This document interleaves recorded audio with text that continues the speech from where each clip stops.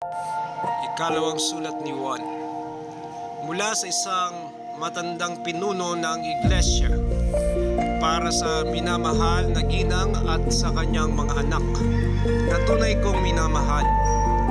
Hindi lamang ako kundi ang lahat ng nakakalam ng katotohanan ay nagmamahal sa inyo, sapagkat ang katotohanan ay nasa atin ngayon at magpakailanman.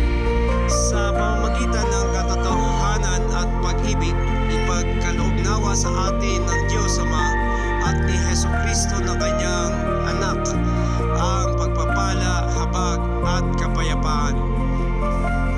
Labis kong ikinagagalak na makitang ang ilan sa inyong mga anak ay namumuhay ayon sa katotohanan, alinsunod sa utos ng Ama sa atin.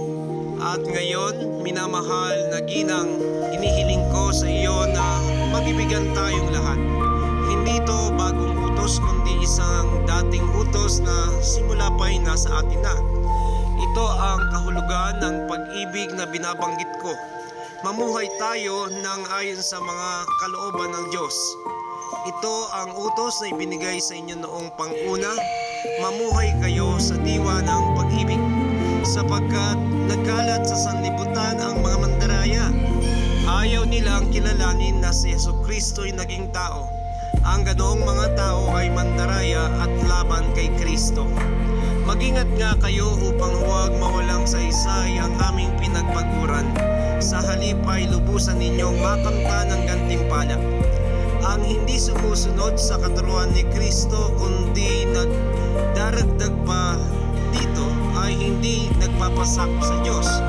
Ang sinumang nananatili sa katuruan ni Kristo ay nagpapasakop sa Ama at sa Anak. Huwag ninyong tanggapin sa inyong bahay ni batiin ang sinumang dumating sa inyo na may dalang katuruang labang kay Kristo, sapagkat ang bumabati sa Kanya ay nagiging kasama niya sa masamang gawain.